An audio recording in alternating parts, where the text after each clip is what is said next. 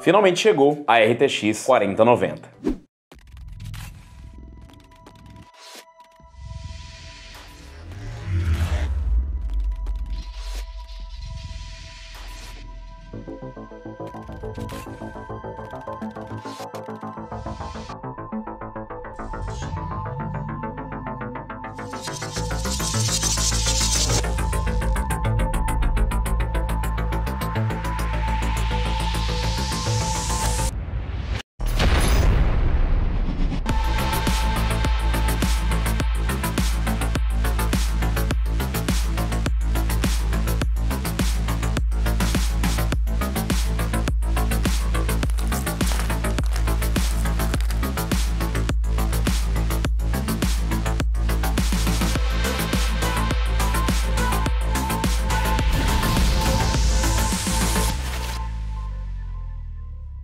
E antes de falar mais alguma coisa sobre a RTX 4090, a gente precisa tocar em um assunto um pouco delicado. Na verdade, um assunto grandioso. Nós estamos falando realmente do tamanho da RTX 4090. Eu sei que vocês já devem ter visto imagens, eu sei que vocês já devem ter visto comparativos, mas é difícil conseguir explicar a dimensão do modelo Founders Edition. E o curioso é que o modelo Founders Edition nem é o maior modelo disponível no mercado da RTX 4090. Nós temos modelos ainda maiores. Sim, se a preocupação é performance e se a Nvidia queria provar alguma coisa com o tamanho, parece bastante razoável que a placa seja realmente enorme. Mas a gente já tinha visto esse design, na verdade algo bem parecido com a série RTX 30. Não é a primeira vez que as Founders Edition saem com esse design, mas é a primeira vez que a Nvidia meio que repete o design das placas. Sim, nós já tivemos designs parecidos com a série GTX 900, com a série GTX 10, onde nós utilizávamos o blower, mas não era realmente idêntico. E eu quero dar uma dimensão para vocês do real tamanho da RTX 4090. Vamos começar com uma coisa muito mais fácil de entender. Primeiro nós temos aqui o nosso vasinho, plantinha para escala. Mas eu vou abrir mais um espaço aqui e eu quero trazer para vocês outras coisas para a gente fazer a escala. Eu tenho aqui em mãos uma GTX 1060 modelo Founders Edition, que era o modelo de referência da série GTX 10. Esse é um dos menores modelos da série GTX 10, na verdade o menor. Nós temos ainda a GTX 1070, 1080 Ti, que são um pouco mais longas. Em relação a tamanho, realmente não ficou tão maior assim. A gente consegue ver que, apesar de ser gigantesca, mas, bom,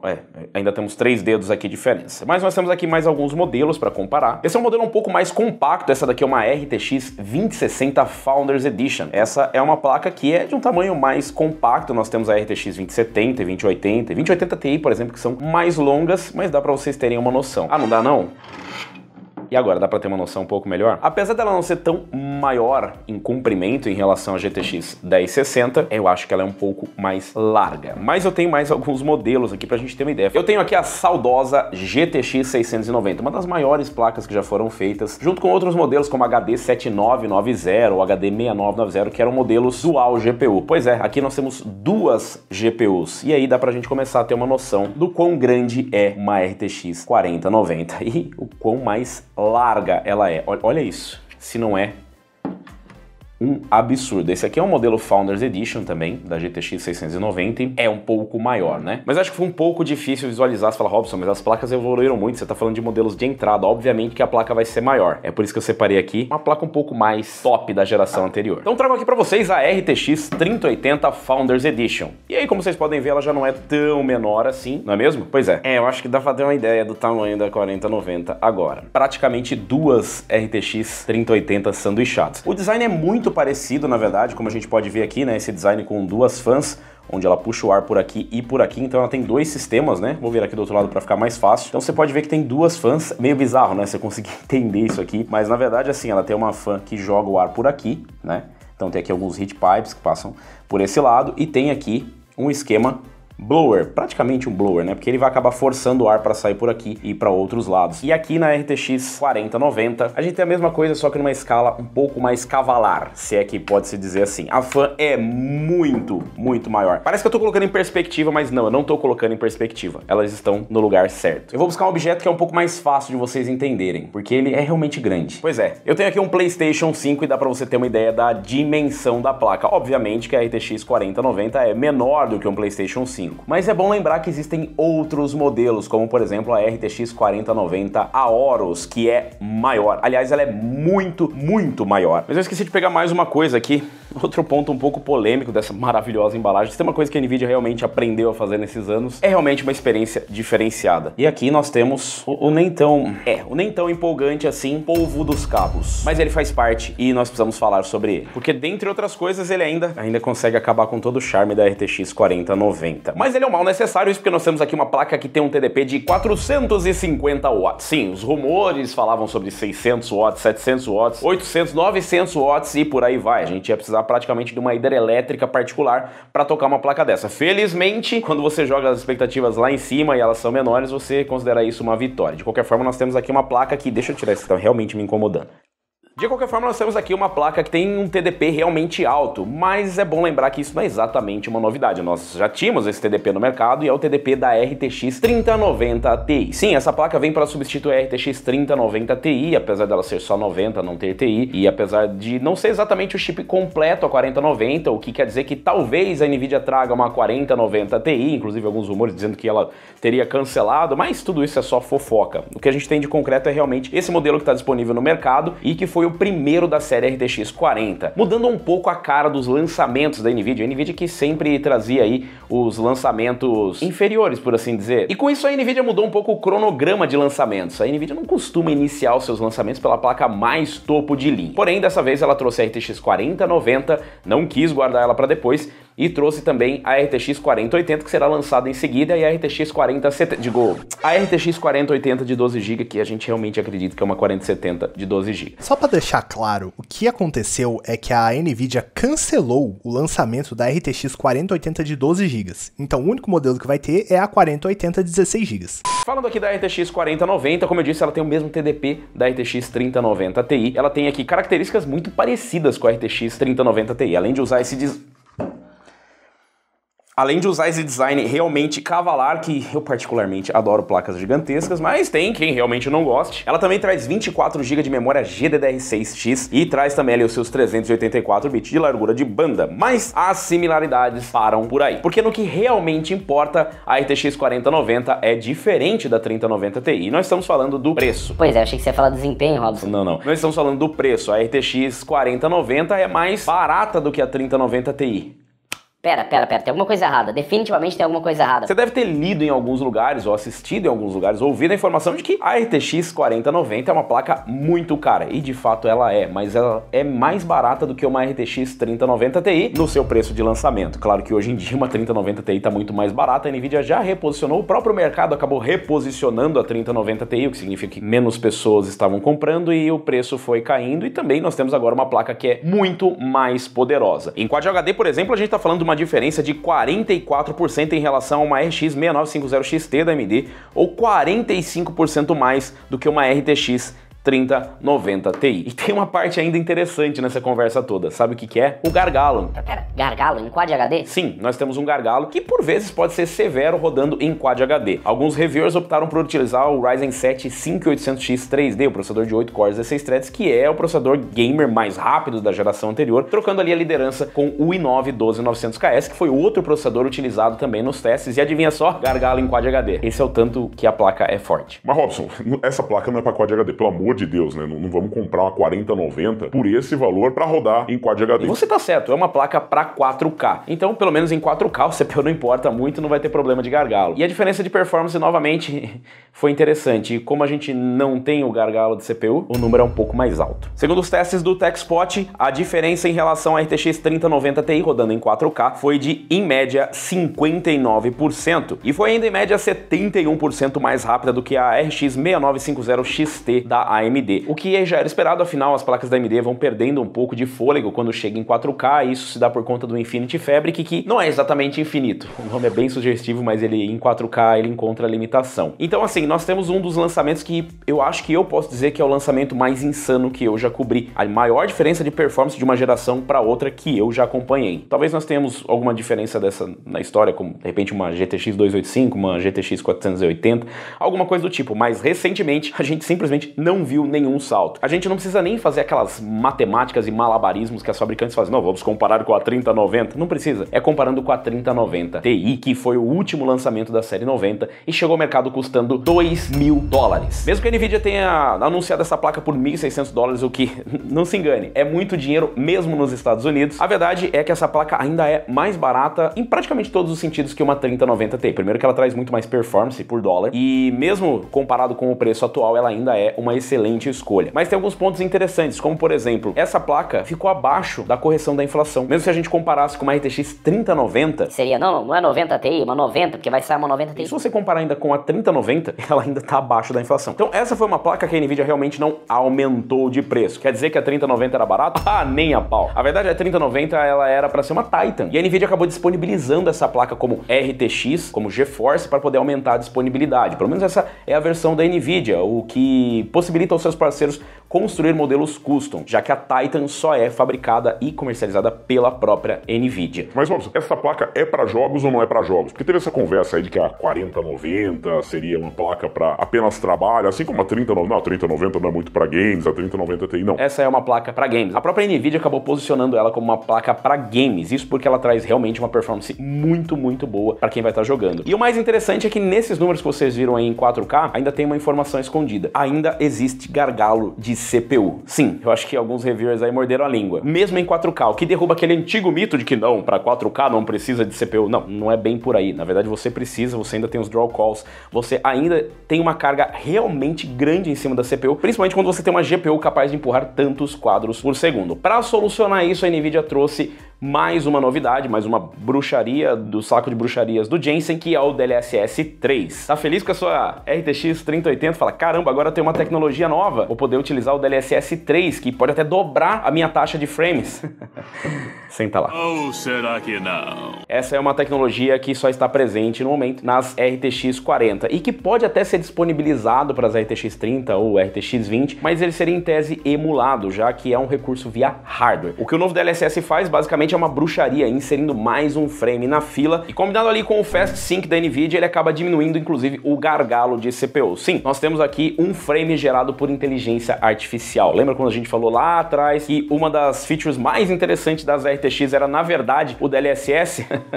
Parece que a gente realmente estava certo. Mas o que eu achei realmente legal é que essa placa finalmente traz uma performance em 4K. Vocês viram a diferença de performance para uma 3090 Ti para uma 6950 XT. E nos últimos anos eu tenho comentado que não existia realmente uma placa para 4K. Tinham placas capazes para 4K, mas não era exatamente a mesma coisa. Como, por exemplo, você pegar uma RTX 3060 e falar assim, ela roda tranquilamente em Full HD. Em 4K dava para rodar, mas você eventualmente ia ter que fazer algumas concessões. Como, por exemplo, em Cyberpunk 2077, onde uma 3090 Ti não consegue rodar no Ultra mesmo sem Ray Tracing, precisa de um DLSS para isso. Pois é, nesse caso nós temos uma 4090 que consegue rodar ali para cima com Ray Tracing, inclusive, mas não há motivos para você não utilizar o DLSS em qualquer uma das placas. E em breve teremos outros jogos adicionados à lista. E dessa vez é muito mais fácil porque não depende tanto ali da empresa que está publicando o jogo, mas sim de quem está realmente produzindo a placa. Mas caso você não tenha se atentado às especificações que a gente mostrou aí, a RTX 4090 com certeza saiu defasada. Você não percebeu, não? Ela tem PCI Express 4.0 com AMD e Intel trazendo PCI Express 5.0 nas placas mães. Como é que pode, Robson, uma placa dessa, cara desse jeito, não ter a especificação mais moderna do PCI Express? Isso se dá por conta da boa e velha falta de necessidade. A gente ainda não conseguiu extrapolar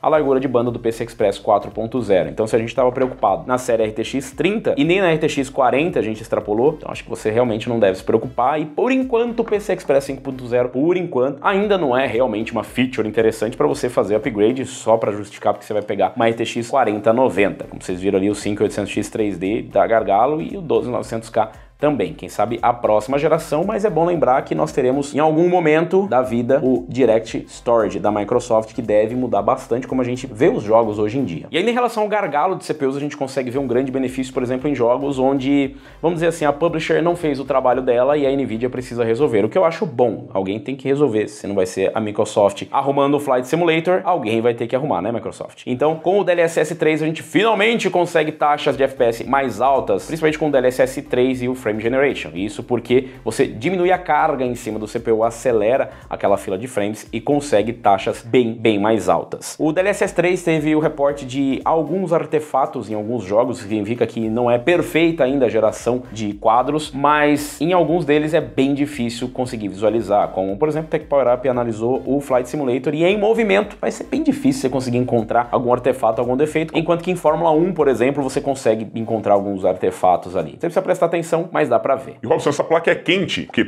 cá entre nós, né, com esse tamanho, olha isso aqui, com esse tamanho de fã, não é possível, né, com esse tamanho. E a resposta é sim, ela é bem fria. Ela é uma placa muito silenciosa, muito fria, é sem dúvida o melhor design de referência que a gente já viu na história, porque já vimos outros designs realmente bons, como da série RTX 30, e já vimos alguns designs, vamos deixar pra lá. Infelizmente as Founders Edition não são vendidas aqui no Brasil, mas se você quiser importar uma, dá pra importar. Tem um vídeo, inclusive, aqui no canal mostrando como importar uma Founders Edition. Eu só vou deixar claro que aquele vídeo é um pouco antigo, os valores estão diferentes, tá? Mas ele ensina o passo a passo, é só você desconsiderar os valores da época e considerar os valores de agora. Então, caso você queira um monstrinho desse, também vai dar para você importar. É claro que o peso vai ser um pouco maior do que o da RTX 3080 Founders Edition. Eu vou deixar o link aqui na descrição para esse vídeo, mas dá uma conferida lá que vale a pena. Nós temos os modelos custom que, como eu disse, são bem maiores, que trazem também uma boa eficiência, que trazem inclusive um consumo um pouco maior, ou permitem um consumo um pouco maior, já que a RTX 4090 não é exatamente uma maravilha para overclock. Sim, nós temos uma limitação de tensão. Nós conseguimos subir o power limit, conseguimos subir ali o limite de temperatura, porque nós temos metal sobrando para isso. Mas, infelizmente, a gente não vai conseguir nada muito além do que todos os modelos conseguem em overclock, o que, sinceramente, para mim não é um grande problema na atual conjuntura com a performance que a gente tá vendo. E tem uma coisa, é difícil eu conseguir explicar para vocês o quanto pesa. Vou colocar o peso em quilos aqui. Você deve imaginar que isso não é exatamente saudável para o seu case baratinho. E olha, eu estou falando para você que esse é um dos modelos mais compactos. Talvez nós até tenhamos alguns modelos mais compactos no futuro, com TDP limitado, ou seja, com consumo mais baixo, com tensão mais baixa, mas a verdade é que a RTX 4090 é uma placa para quem gosta de cases enormes e para quem precisa de todo esse poder de processamento, porque de tudo isso eu ainda nem falei da parte de produtividade, que sim, é um monstro, e os 24 GB de memória fazem muita diferença para isso, como eu já testei aqui nesse vídeo que eu mostrei sobre a RTX 3090. É só você escalar isso e ver para quem trabalha com produtividade o quão positivo vai ser ter uma RTX 4090, principalmente com todo esse poder de inteligência artificial, coisa que você não tem hoje do lado da AMD e coisa que a RTX 30 até entrega, mas em menor quantidade. Então, para esse público, ela se torna um excelente custo-benefício. E é bom lembrar que custo-benefício não está somente relacionado a quanto custa a placa. Qualquer produto de qualquer valor pode ser custo-benefício nas corretas circunstâncias. E para quem trabalha com isso, é muito mais barato comprar uma 4090 do que placas dedicadas para isso ou para machine learning. Se você deve comprar ou não, você só vai descobrir quando você vê o nosso review, por isso que você precisa se inscrever aqui no canal, clicar no sininho para receber as notificações, onde nós vamos testar com as placas topo de linha da geração anterior e vamos trazer testes que vocês pedem, então deixa aí nos comentários. Eu particularmente sempre quis uma RTX 3090 Ti, era uma placa que era inviável, porque ela custava só $2.000, hoje ela é mais acessível, inclusive a chegada da nova geração pode tornar, curiosamente, a geração anterior mais atraente, que ela vai ficar menos cara, não mais barata, mas menos cara. Então eu acho que em breve nós vamos ver uma build com uma maravilhosa RTX 4090. Mas claro, nem tudo são mil maravilhas. Como eu disse, nós temos que endereçar o povo na sala, que é este horroroso adaptador que nós temos desde a série RTX 30. Esse conector já estava presente nas RTX 3090 Ti. Na verdade, as RTX 3090 Ti foram meio que uma mula de testes. Para quem não conhece, isso não é um xingamento à placa, nada disso. Na verdade, é um termo utilizado, por exemplo, no mercado automobilístico, onde eles fazem testes, utilizam um carro antigo para testar um motor, testar uma peça, testar uma solução tecnológica, e as 3090 Ti foram basicamente isso. Nós temos aqui um adaptador que você vai definitivamente precisar caso você não tenha uma fonte com um PCI Express Gen 5. Nós teremos fontes novas no mercado, mas a situação é que, assim como a Nvidia lançou uma RTX sem basicamente jogos para Ray Tracing, nós temos agora uma placa de vídeo sem fontes que realmente suportem nativamente esse conector. O que é bem diferente porque isso depende de outros fabricantes. Bom, não é tão diferente porque também dependia bastante das publishers, mas dessa vez pelo menos nós já temos sinais de que as fabricantes estão trazendo algumas soluções. Uma delas é um cabo que você basicamente elimina essa parte e ele transforma os conectores direto da fonte para o conector aqui, você não precisa desses adaptadores. Tem outras questões que surgiram também, como por exemplo, você não poder dobrar demais esse conector. Não sei se vocês vão conseguir ver, mas ele tem aqui um acabamento e é justamente para você não dobrar demais esse pino, porque você pode danificar. Aí surgiram também alguns algumas informações de fabricantes como a Zotac, por exemplo, falando que isso aqui tinha uma vida útil de 30 conexões, o que pode parecer muito, mas, por exemplo, pra gente é bem pouco. Isso ainda é um assunto um pouco nebuloso, porque as fabricantes de fontes estão trazendo as suas conclusões e vão apresentar soluções para fontes que já estão no mercado. Algumas já estão oferecendo conectores, como a Corsair, que já apresentou um, e outras dizem que não faz ser exatamente uma boa ideia você adaptar direto da fonte. Uma das grandes diferenças é que esse conector, somente um conector, suporta 600 watts. E ele tem aqui em cima uns pininhos de comunicação. Sim, agora a placa de vídeo conversa com a fonte, não com a sua fonte. A sua fonte é uma fonte que ela é meio burra, ela não sabe exatamente o que está acontecendo. Ela só fornece a energia que é solicitada, enquanto que as fontes mais novas vão se comunicar direto com a placa de vídeo, por isso esses 4 pinos adicionais aqui em cima. Esse é um assunto para o futuro. Até hoje eu tenho utilizado a da 3080 Founders e como vocês podem ver, ela já... Bom, ela não está em sua perfeita saúde, pelo menos visual, mas não tive nenhum problema. E caso você esteja se perguntando, não, ela não é a mesma solução que a Nvidia colocou nas Founders Edition da série 30, da 3090 Ti para baixo. A 3090 Ti usa esse, da 3080 para baixo, esse conector aqui. É realmente surpreendente o salto que a Nvidia apresentou de uma geração para outra, mas você deve estar se perguntando... E o consumo, Robson? Eu ouvi falar que tem um consumo muito alto. E bom, sim, como eu já disse no começo, tem um consumo muito alto, mas curiosamente a 4090 consegue ser mais eficiente do que uma 3090 Ti e do que uma 3090, o que é bastante curioso, principalmente em relação aos rumores. Como eu disse, quando a gente cria expectativas muito baixas ou muito altas, a gente acaba se surpreendendo, pro bem ou pro mal. E desse caso, a gente se surpreendeu pro bem, já que a RTX 4090 consegue entregar uma eficiência maior. É claro,